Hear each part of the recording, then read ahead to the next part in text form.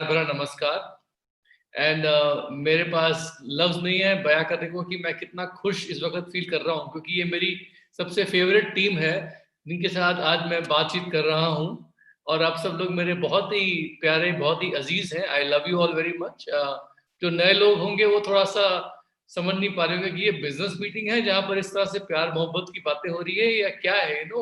It is just an expression of love and happiness. And lot of times जब हम meetings में जाते हैं, इवन बिजनेस मीटिंग में जाते हैं, तो we shake hands, we hug each other. हम लोग एक दूसरे को पीठ पे थपथपाते हैं कि we are so happy to see each other. तो जस्ट लुक एट इट ऐसे कि मैं थोड़ा सा अपनी फीलिंग्स और अपने इमोशंस जो था वो थोड़ा सा दिखा रहा था लोगों को, just because I am not able to meet you physically. तो जो भी लोग यहाँ पर बैठे हैं, सबको मेरा नमस्कार। एंड जो लोग मेरे को नहीं जानते हैं, थोड़ा सा ब्रीफ बैकग्राउंड बता दूं। मेरा नाम सुमित बहादुर है और मैं दिल्ली का रहने वाला हूं। और मैंने दिल्ली में अपनी पूरी पढ़ाई करी। वहीं पर मैं DPSR के पुरम में गया, वहां से मैंने अपना 12th पास आउट किया। और उसके बाद मैंने अपना जो कॉलेज है वो IIT दिल्ली से किया। मेरी टॉप 100 की रैंक थी। मैंने बीटेक किया कंप्यूटर साइंस में। और उसके बाद मैं स्कॉलरशिप पे US चला गया। और मैं जब US गया था स्कॉलरशिप पे, तो मेरे पास बहुत सारे अपॉर्चुनिटीज थी मेरे पास। एंड मैं वहाँ पर अपनी वाइफ को मिला, तानिया को। तानिया जो थी वो एक्सीलेंट स्टूडेंट थी। वो भी PhD करने के लिए आई हुई थी US में। और उन्होंने फिर मेरे साथ मिलके उन्होंने मास्टर्स किया कंप्यूटर साइंस प्रोग्राम में। हम दोनों के दोनों थे कॉर्पोरेट अमेरिका में बिल्कुल लीन हो गए थे। हम लोगों ने पहले वहाँ पर एक फॉर्च्यून 50 कंपनी ह्यूलेट पैकर्ड, शायद आपने नाम सुना होगा, वहाँ काम किया। और उसके बाद हम लोगों ने स्टार्टअप्स में काम करना शुरू कर दिया। जिस स्टार्टअप में तानिया काम करती थी, वहाँ से उनका परिचय एम्बे में हुआ। We got expose to the एम्बे business while she was working in that company। और जिस स्टार्टअप में मैंने काम किया, उसका एक बहुत बड़ा IPO हुआ USA में, विच इज स्टिल, मतलब वो बहुत ही फेमस कंपनी बनी। और वहाँ से मुझे बहुत कुछ सीखने को मिला और मेरे पास स्टॉक ऑप्शंस थे और मेरा वो एक्सपीरियंस बहुत ही कमाल का रहा। हम लोग जब US में थे, अभी भी हैं वहाँ US में, हमारे पास US सिटीजनशिप है, वहाँ का पासपोर्ट है। तो हमने क्या देखा कि वहाँ पर हमारे जो सपने हमने देखे थे वो पूरे नहीं हो पा रहे थे। और बात करें ड्रीम्स की, तो हमारे बहुत सारे ड्रीम्स थे, लेकिन एक हमारा ड्रीम था, क्या था कि तानिया यूक्रेन से थी, यूरोप से थी, मैं इंडिया से था। और US हमारी अडॉप्टेड कंट्री थी। हमको लगता था कि हम लोग क्यों ना तीनों कंट्रीज में रहें एक साथ। तो जिसको भी बात करते थे वो बोलता था, तुम क्या पागलों वाली बातें करते हो, क्या 3 कंट्रीज में एक साथ रहा जाता है क्या? लोग 3 शहरों में तो एक साथ रह नहीं पाते। यू नो सो हम लोगों को वो लगता था कि नहीं नहीं, पॉसिबल तो होना चाहिए, क्यों नहीं होना चाहिए। तो हमारे जो अपलाइन मेंटर थे, पैट कॉफमन, गॉड ब्लेस हिम, मतलब उनका बहुत बड़ा बिजनेस था। वो गोल्फ कोर्स के बीच में रहते थे। एंड उनका बिजनेस टर्नओवर का आप अंदाजा नहीं लगा सकते। It's was huge, huge. तो वो मुझे बताते थे कि सुमित, इस बिजनेस में आपको टाइम भी मिलेगा, पैसा भी मिलेगा, and you have the freedom to do whatever you want to do. तो हमको लगता था कि क्यों नहीं हम लोग 3 देशों में एक साथ घर बनाए। और वही हुआ दोस्तों। हमने ये बिजनेस बिल्ड किया अपनी एक छोटी सी इम्पॉसिबल लुकिंग ड्रीम के लिए। But today we have the freedom and we have houses in all the 3 countries and many more places. और मजे की बात ये है कि हम लोग सब जगह पे रहते हैं, सब जगह पे हमारा घर है, और सब जगह पे हम लोग जो है मनचाहा टाइम बिताते हैं। तो ये चीज जो है ना, लोगों को कभी कभी ना वो गल्प डाउन नहीं कर पाते हैं। उनको लगता है कि भाई घर मतलब एक जगह होता है। ऐसी बात नहीं है। घर एक जगह होता है बिकॉज हमारी इनकम लिमिटेड होती है, हमारा टाइम लिमिटेड होता है, हमारी थिंकिंग, हमारी सोच लिमिटेड होती है, इसलिए हम लोग घर एक जगह बनाते हैं। लेकिन बहुत से ऐसे लोग जिनके पास टाइम और पैसे का फ्रीडम है, रईस लोग, उनके कितने सारे घर होते हैं। एक घर पहाड़ों में होता है, एक घर यहाँ होता है, सिटी में होता है, एक घर वहां होता है, एक घर यहाँ होता है। लेकिन मैक्सिमम उन लोगों को आप देखिए, जो लोग बहुत सक्सेसफुल होते हैं, वो अपने सारे घरों को एंजॉय नहीं कर पाते। उनके बच्चे या उनकी पत्नी या उनके रिलेटिव्स उसका एंजॉयमेंट लेते हैं। लेकिन यहाँ पर क्या है कि मैं और तानिया जो है, हम लोग तीनों अपने सारे घर जो है हम लोग खुद एंजॉय करते हैं। And we have the time and the freedom and the luxury to spend time in all those places. तो इस लॉकडाउन के टाइम पे बहुत मजा आ रहा है। We are having an incredible time. और हम लोग जो है पूरी तरीके से लाइफ एंजॉय कर रहे हैं। बहुत बड़ी जगह पे रह रहे हैं और हम लोग जो है अपने टीम के साथ जगह जगह पे टाइम स्पेंड कर रहे हैं। We are having fantastic time. अब बात करते हैं एमवे बिजनेस की कि ये एमवे बिजनेस आप जितने भी लोग यहाँ बैठे हैं आपके लिए बहुत बहुत बहुत ज़रूरी क्यों है। देखिए दोस्तों, जैसा किसी ने बहुत अच्छा बताया, चौबे जी ने, मेरे बहुत अच्छे अजीज दोस्त ने, कि बदलाव के साथ साथ बदलना चाहिए। तो change is the only constant you have. अब चेंज जो होता है वो हर प्रकार से होता है। जैसे ऋतुएं आती हैं, ऋतु सीजन्स आते हैं, एक सीजन के बाद दूसरा सीजन, उसके बाद सीजन, सब चीजें एक जैसी नहीं रहती। हम भी चेंज होते हैं, समय के साथ साथ बदलते हैं। वैसे ही इकोनॉमी, वैसे ही कंट्रीज, वैसे ही परिस्थितियां भी बदलती हैं। और मैंने क्या देखा है कि ट्रेंड्स जो होते हैं ना, वो आने से पहले बहुत सी बार क्या होता है कि आप लोगों को एक हिंट दे देते हैं कि चीजें बदलने वाली हैं। तो जब मैं 1998 में इंडिया आया था एमबीए बिजनेस बिल्ड करने के लिए, तो उस वक्त मैंने देख लिया था कि अमेरिका में चीजें बदल रही हैं और आज उसका अनुमान लग ही रहा है अमेरिका में क्या कुछ नहीं हो रहा है, सब गड़बड़ सड़बड़ वहाँ अमेरिका में हो रहा है इस तरीके से, यू नो। कोरोना वायरस की में जितने लोग वहां मर रहे हैं अमेरिका में, वर्ल्ड की सबसे बड़ी इकोनॉमी में, उतने तो शायद इंडिया में भी नहीं मर रहे होंगे। चीजें बहुत बदल रही थी वहां पर अमेरिका में। प्लस मैंने देखा क्या कि अपॉर्चुनिटी अमेरिका में नहीं, इंडिया में ज्यादा है। क्योंकि इंडिया में मेरे को यूथ दिख रहा था, यंग लोग दिख रहे थे।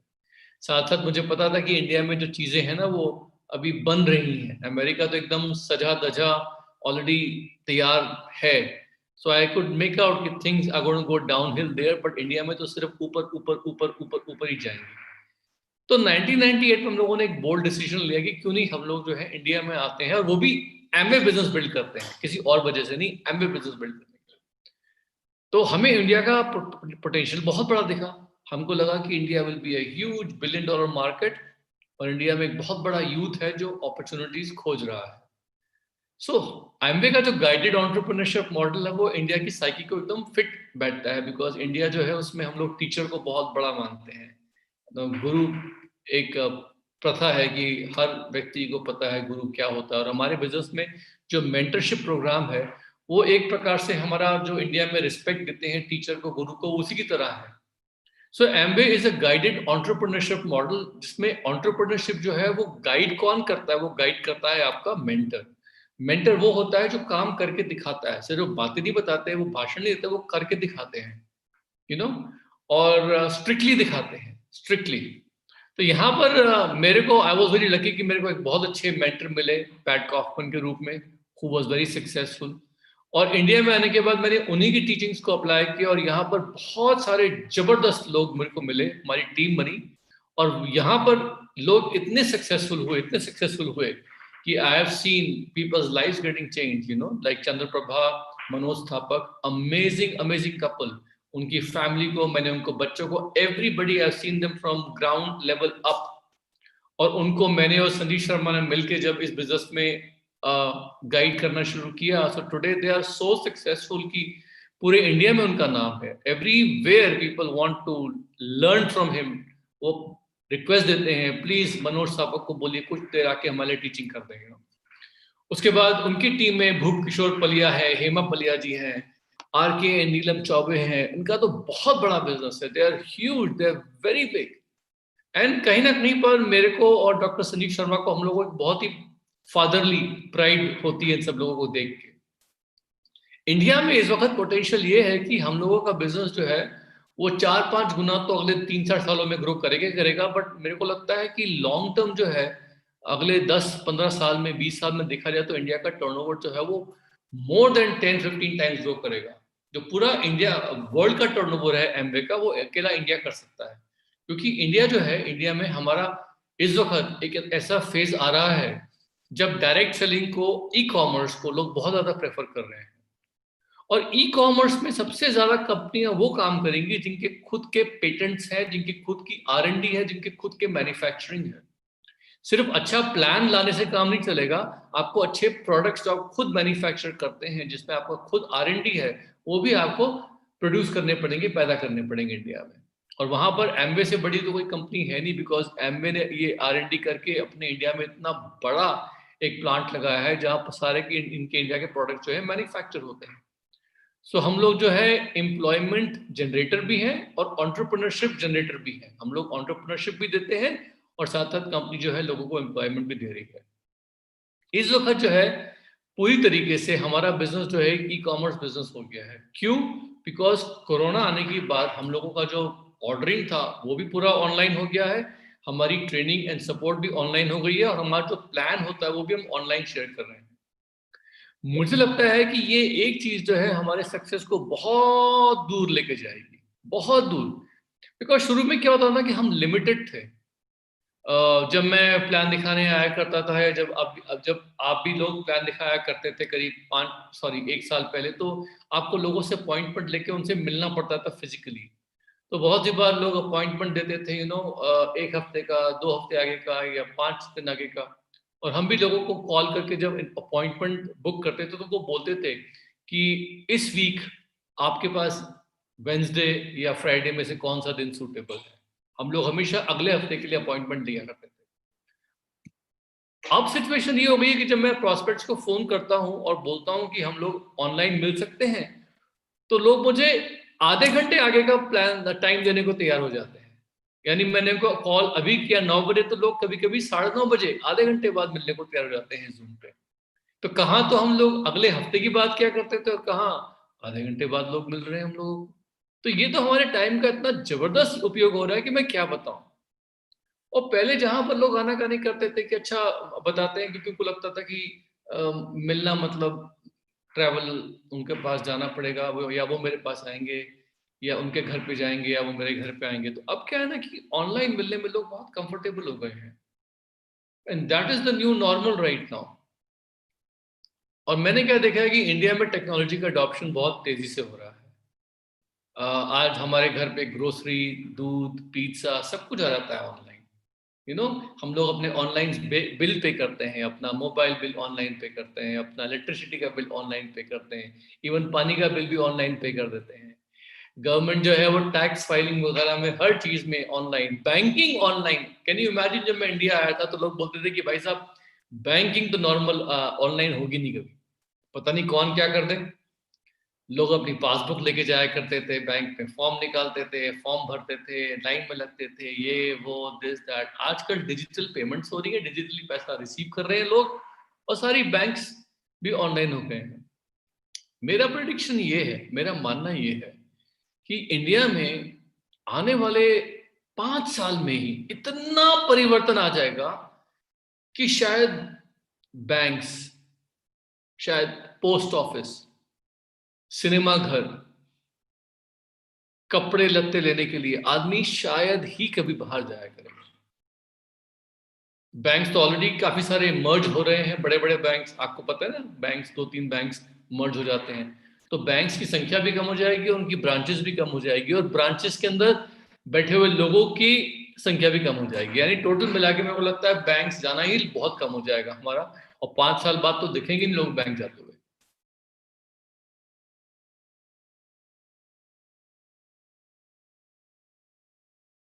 भेजता है, कोई भेजता है न्यू ईयर ग्रीटिंग कार्ड?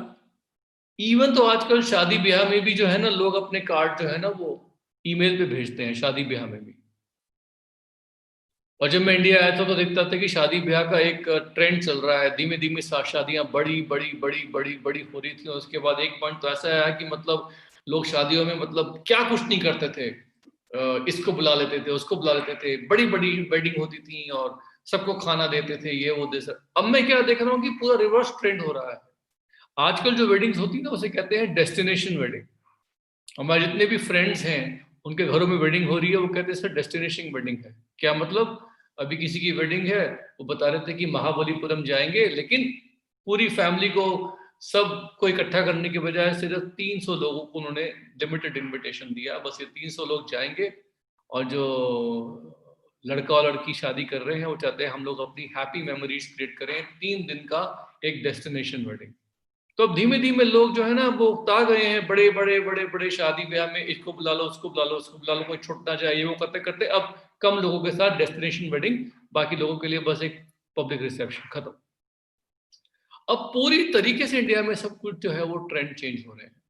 बहुत चीजों में मैं देख रहा हूं कि बहुत सारे ऑप्शंस खुल गए हैं, डिजिटली बहुत कुछ चीज हो रहा है, लेकिन डिजिटल माइंडसेट रखना बहुत जरूरी है, बिकॉज इस डिजिटल इकोनॉमी में पैसा बहुत कमाया जाएगा। और बहुत सारी ऐसी नौकरियां जो आज आपको लगता है कि बहुत ही पॉपुलर हैं, ये आने वाले टाइम पे रहेंगी ही नहीं। अनुमानित ये है कि आने वाले टाइम में टेक्नोलॉजी के साथ, आर्टिफिशियल इंटेलिजेंस के साथ धीमे धीमे धीमे धीमे 47% जॉब्स जो है वो निकल जाएंगी। आज आप ये देखिए कि आज अगर हम लोग टॉप 5 प्रोफाइल्स देखें जॉब्स की, टॉप 5 हॉटेस्ट जॉब्स देखें, तो ये जॉब प्रोफाइल्स आज से 10 साल पहले मौजूद ही नहीं थी। They were no longer there. It's a fact. बहुत सारी ऐसी आज की तारीख में जॉब्स है जहां पर दे वर नो लॉन्गर देयर। तो कहने का मतलब क्या है कि इस वक्त एमवे बिजनेस एक ऐसा बिजनेस है जहां पर हमें स्टेबिलिटी दिखती है, जहां पर हमें लॉन्जेविटी दिख रही है, बिकॉज ई कॉमर्स बिजनेस में कंपनी आपको हक दे रही है, आप नेटवर्क बनाइए, अपनी एक कम्युनिटी बनाइए लाइक माइंडेड लोगों की, जिसे हम कहते हैं आज की तारीख में एक बजवर्ड है tribe. You make your own tribe. और इस कम्युनिटी, इस टीम में, जो भी उसका नाम दे दें, इसके मुखिया आप हैं, और इसके मुखिया आप हैं, आपकी वाइफ और आप दोनों, और इसकी जो ओनरशिप है, जो इसकी जो संपत्ति है, जो ये जायदाद है आपकी, जो नेटवर्क के रूप में, ये आपकी फैमिली में रहेगी।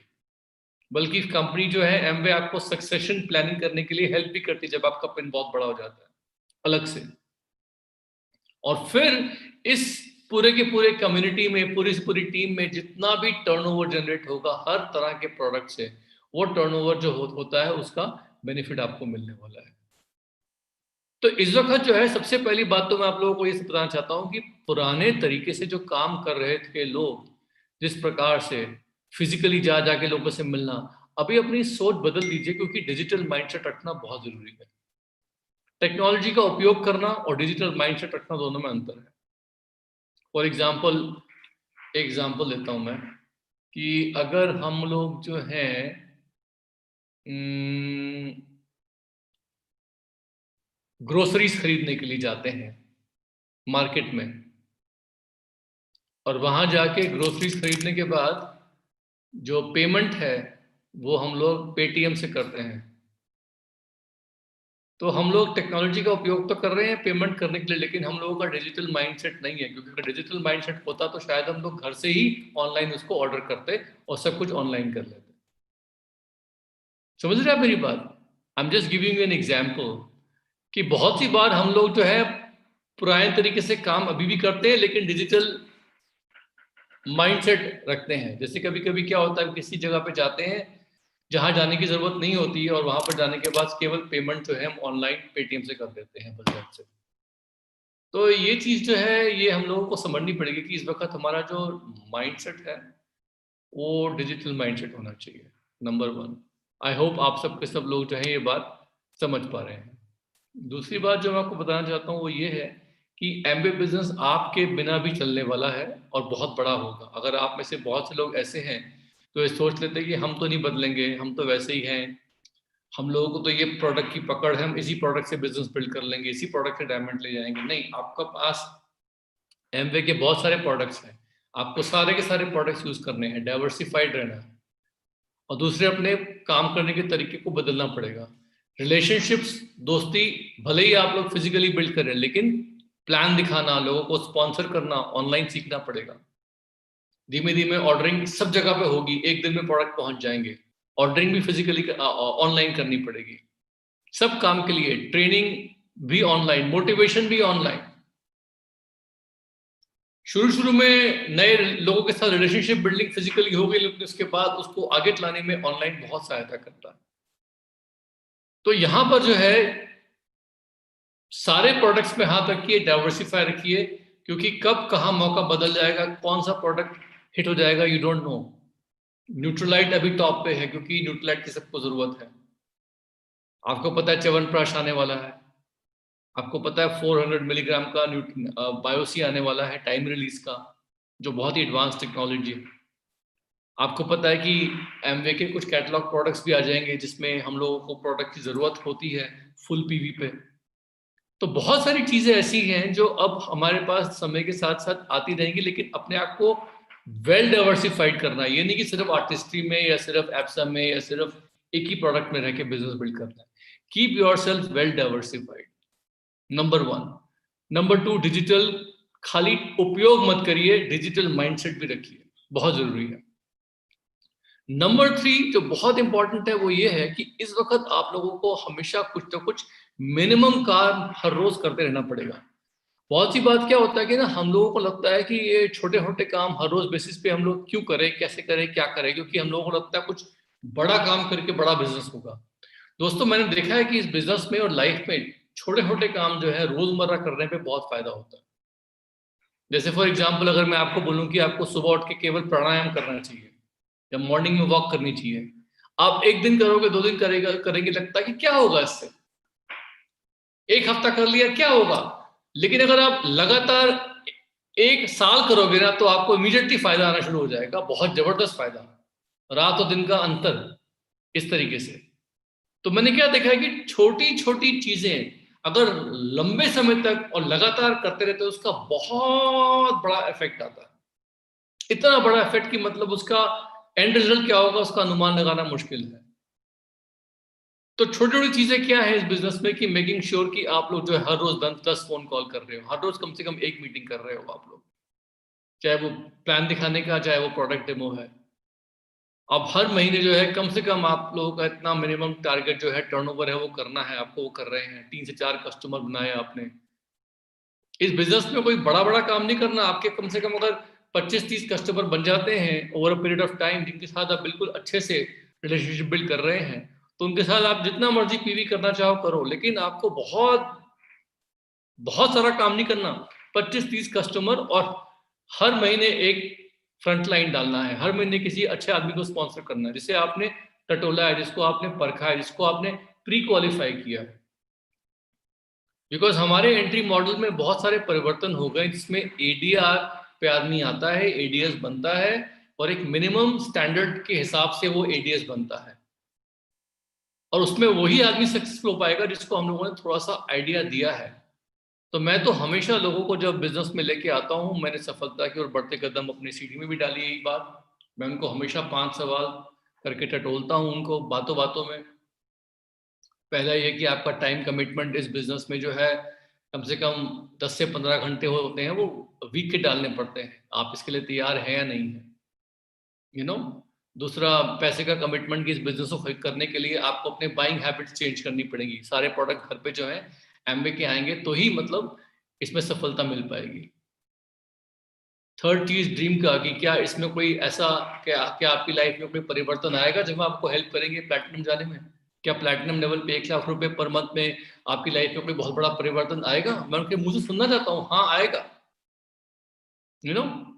चौथा सवाल पूछता हूँ, मेकिंग श्योर कि वो टीचेबल हैं, willingness to listen and learn, कि इस बिजनेस में एक्सपर्ट्स लोग आपको सिखाते हैं बिजनेस कैसे बिल्ड करना है, आप उनसे सीखना चाहेंगे क्या? मतलब इनडायरेक्टली मैं उनको ये बोल रहा हूँ कि इसमें हमारी मीटिंग होती है जूम पे, जूम की मीटिंग्स में अटेंड करना पड़ेगा, कुछ ऑडियो होते हैं आपको बताएंगे, सुनना पड़ेगा। तो मतलब इनडायरेक्टली उसको बोल दिया कि इस बिजनेस में सफल लोग आपको सिखाएंगे, हम आपको उनसे मिलवाएंगे, आप उनसे सीखना चाहते हैं? तो बोलता है हाँ।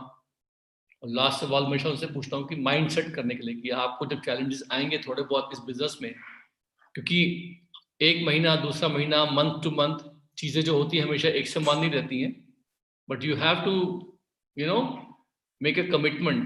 तो चैलेंजेस से घबराते तो नहीं है ना आप, कि चैलेंजेस आए तो भाग गए? तो वहां पर क्या है ना, थोड़ा सा I just want to make sure कि थोड़ा सा उनको पक्का कर दो। तो मतलब ये हल्के फुल्के 5 सवाल मैं उनसे बातों बातों में करता हूँ, दोस्ताना अंदाज में कर भी लिए और उन्होंने जवाब दे भी दिया, उनको पता भी नहीं लगा कि मैंने सवाल कर लिए। मतलब इस तरीके से मैं थोड़ा बहुत ये सवाल पूछ के उनको जब लेके आता हूँ बिजनेस में, तो क्या है कि कल को वो कुछ करें ना करें, एटलीस्ट उन्हें समझ में आ जाएगा कि भाई हमारी उनसे कुछ ना कुछ एक्सपेक्टेशंस रहती हैं, और हम भी चाहते हैं कि वो इस बिजनेस में आ रहे हैं तो अच्छा करें, and we should be able to help them. तो वो 5 सवाल मैंने शुरू में भी 1998 में भी लोगों को बताए थे, अभी भी मैं पूछता हूँ, क्योंकि पर्पस क्या है कि हमें भीड़ इकट्ठी नहीं करना है, हमें क्वालिटी चाहिए। हम हर एक आदमी को लेके नहीं आएंगे, हमारा मन है। अगर कोई मुझे बोलता है उन 5 सवालों में से कि मैं ये भी नहीं कर पाऊंगा, ये भी नहीं कर पाऊंगा। अगर वो 5 में से 3 सवालों का जवाब ना ना ना देता है तो मैं उसको बोलता हूँ ठीक है, आप क्यों नहीं पीसी बन जाते हैं, या एडीआर पे कुछ समय बिताइए, हमारे प्रोडक्ट्स को चेक करिए, पसंद करिए, और फिर आप बिजनेस शुरू करिए।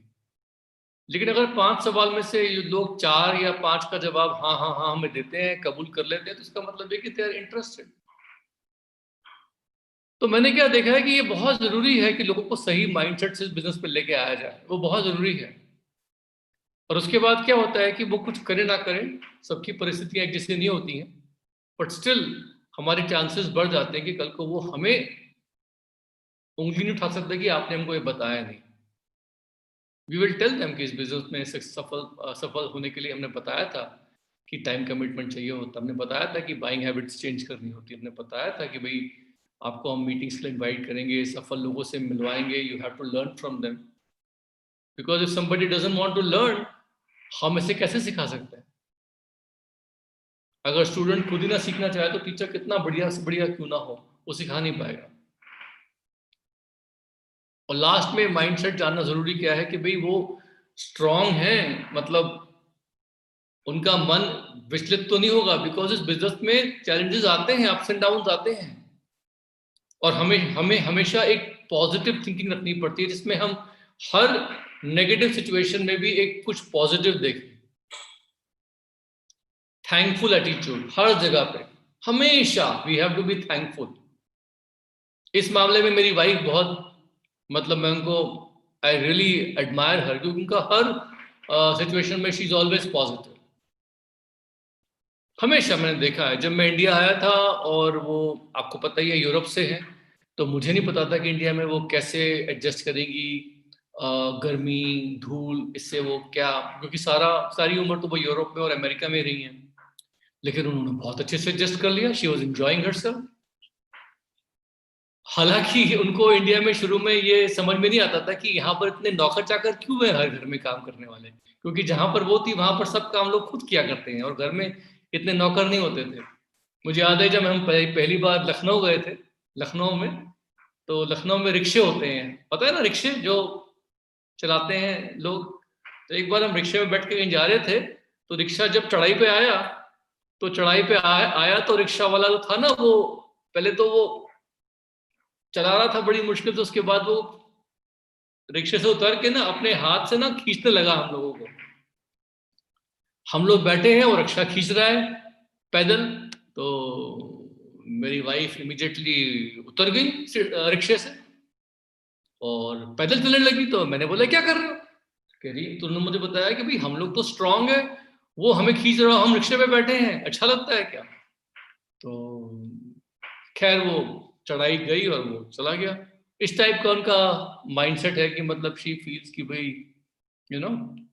तो एक बार क्या हुआ कि हम लोग दिल्ली में कहीं जा रहे थे, एम्स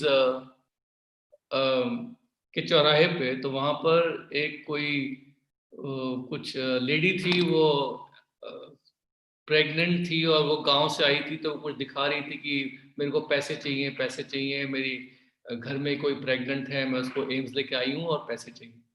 तो मेरे को लगा कि नाटक कर रहे हैं, तो मैंने कुछ अपना शीशा खोला ही नहीं गाड़ी का, लेकिन मेरी वाइफ ने फट से 50 रुपए उनको निकाल के दे दिए जो पर्स से। तो मैंने बोला अरे क्या किया? वो तो ऐसी बोलती, नहीं नहीं, वो उसकी पता नहीं कोई लेडी प्रेग्नेंट है, उसको पैसे चाहिए तो उन्होंने दे दिए। और मैं कुछ नहीं बोला, लेकिन मुझे शक था। उसी चौराहे से हम लोग कुछ दिन बाद फिर से गुजर रहे थे, तो मैंने देखा कि वो दोनों लेडीज जो है वो कहीं वो बगल में ना चाय पी रही हैं किसी दुकान पे बैठ के, वो एम्स चौराहे के जस्ट सामने, एम्स ऑल इंडिया इंस्टीट्यूट के सब सामने। तो मैंने तानिया को रेड लाइट बोला, देखो पता है ना वो कौन है? तो उसने देखा, मैंने बताया वही है जो उस दिन नाटक कर रहे थे कि वो प्रेग्नेंट है और उनको पैसे चाहिए। अभी देखो दोनों बैठ के चाय पी रही है। और एक लेडी जो प्रेग्नेंट उस दिन दिख रही थी, अभी तो वो प्रेग्नेंट भी दिख नहीं रही है, she is not even looking pregnant. तो मैंने तानिया को दिखाया कि देखो उन्होंने बेवकूफ बना दिया। तो मेरी वाइफ का अभी भी याद है, वो पहले रिएक्शन पता है क्या था कि अरे बी थैंकफुल, चलो थैंक गॉड, वो दोनों तो ठीक है ना, उन्हें तो कुछ नहीं हुआ ना। अपने पैसे को छोड़ो, दे आर एब्सोल्युटली फाइन।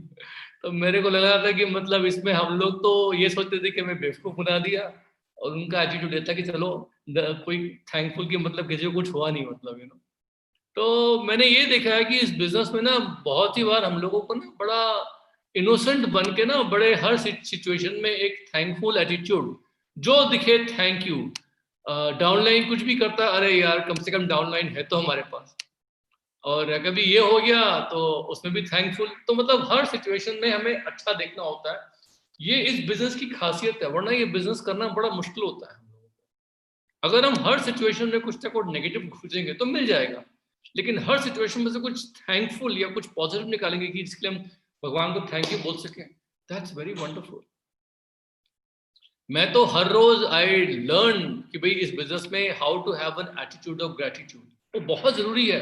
मैं आपको अपनी पर्सनल एग्जांपल से बता रहा हूं, मैं ये बात जो मैंने देखी है अपनी वाइफ पे, बिकॉज वो इंडिया से नहीं है तो उनका एक फ्रेश आउटलुक है इंडिया में, जो मैं उनसे देख के बहुत कुछ सीखता हूँ।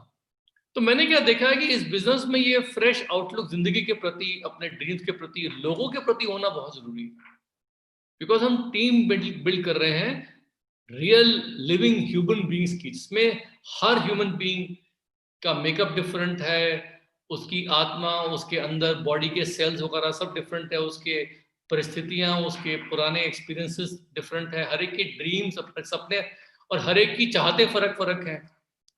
तो यहाँ पर क्या है ना कि हर एक का सोच, विचार, पर्सनालिटी अलग अलग है। आप उन सबको एक धागे में पिरो रहे हैं टीम की तरह, तो वो आपको प्यार से करना पड़ेगा। डांट फटकार के तो यहाँ कुछ भी नहीं होगा।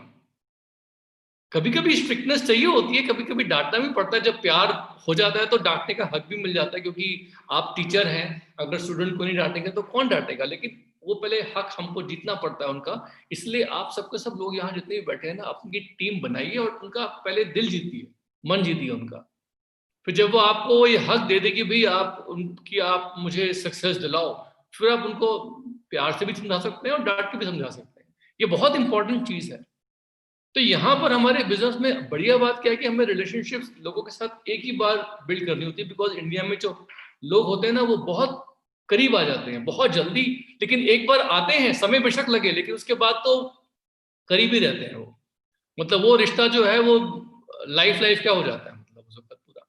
तो वी हैव फेल्ट कि इस बिजनेस की जो रिलेशनशिप्स है वो बहुत स्ट्रांग है, उनको आप एक बार ठीक से बिल्ड कर लो, और लोगों की आदतें सही डलवा दो एक बार आप। वो आदतें एक बार सही डल गई उसके बाद तो आपका बिजनेस क्या, मतलब लाइफ में मजा ही मजा है। आप लोग सारे फॉरेन ट्रिप्स एंजॉय करोगे, आप लोग सब डायमंड जाओगे, और इंडिया में तो पोटेंशियल इतना जबरदस्त है कि मैं क्या बताऊं। अभी हम लोग एक मीटिंग करने वाले हैं मार्च में, जिसमें हम लोग पुराने और नए रिक्वालिफाइड, नए और पुराने रिक्वालिफाइड BFI BBI क्वालिफायर्स को इकट्ठे मिलके टॉप से टॉप लीडर्स सिखाएंगे इंडिया में कि क्या करना है प्लैटिनम जाने के लिए, एग्जैक्ट रोड मैप।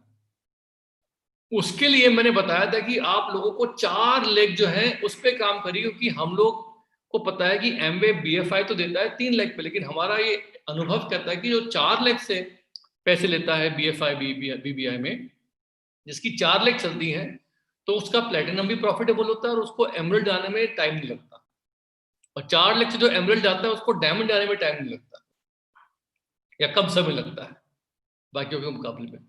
तो यहाँ पर हम चाहते हैं कि आप लोग, मैक्सिमम लोग जो है अपने टीम में से नए BFI BBI निकालिए, और जो पुराने रिक्वालिफाइड हैं उनको बोलिए कि भाई 4 लेग से आप जनवरी फरवरी में BFI BBI जाइए, क्योंकि 4 लेग का मैजिक है।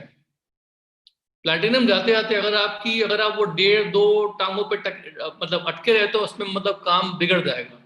4 लेग से आप जो है इस वक्त अपना बिजनेस बिल्ड करिए, बस 4 लेग में जो मोमेंटम होता है और उसमें 4 डीप आप उतरते हैं, और हर लेग में 4-4 लेवल डीप उतर के आप ऐसे लोग ढूंढ लेते हैं जो खुद भी 4 वाइड और 4 डीप जाएंगे, तो फिर वो चीज बढ़ती रहती बढ़ती रहती, और आपका जो मैजिक है वो 4 लेग को बिल्ड करने में है। पहले 4 बिल्ड करी, उसके बाद फिर 4 बिल्ड करी, उसके बाद फिर 4 बिल्ड करी। इसमें बहुत आसानी से आपको सिर्फ 12 लेग बनानी है क्राउन एम्बेसडर जाने के लिए प्रॉपरली, बस बाकी 3 अपने आप आ जाएंगी। मतलब वो आप उसको छोड़िए, वो तो गार प्रोग्राम में कुछ नहीं, लेकिन पॉइंट ये है कि इस वक्त आप लोगों को प्लैटिनम जाते हुए 4 लेग संभालनी है। अगर प्लैटिनम बन गए, 4 लेग हैं और सपोज करिए आज आप एमरल्ड हो, उसके बाद भी आपको 4 लेग पे फोकस करना है। मैं भी इस वक्त क्या कर रहा हूँ, अपनी 4 साइड लेग पे फोकस कर रहा हूँ, बहुत सारी लेग्स में से।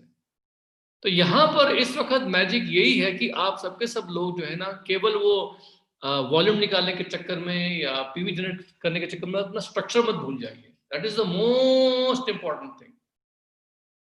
4 लेग्स, 4 में मोमेंटम है और 4 लेवल डीप उनको जाना है, जहां पर हमें ऐसे लोग ढूंढने जो खुद भी 4 वाइड 4 डीप, वो भी कुछ लोगों को ढूंढेंगे जो 4 वाइड 4 लेग 4 वाइड 4 डीप, ऐसे करते करते करते। सो दोस्तों, इस वक्त मैं यही बोलूंगा कि मैं बहुत ज़्यादा एक्साइटेड हूँ इस बिजनेस को लेके, और मुझे पता है कि best is yet to come. मेरा मेरा दिन बिजी रहता है, सुबह उठ के एक्सरसाइज करता हूँ, एक्सरसाइज के बाद ज़बरदस्त प्रोटीन युक्त ब्रेकफास्ट लेने के बाद मेरा काम ये रहता है कि अपने अपॉइंटमेंट्स, और उसके बाद एक के बाद एक के बाद एक, और जगह जगह से, वर्ल्ड में जगह जगह से हमें खबर मिलती रहती है कि क्या हो रहा है हमारे बिजनेस में। बहुत मोटिवेशन मिलता है, ऑनलाइन की वजह से सब लोग करीब आ गए।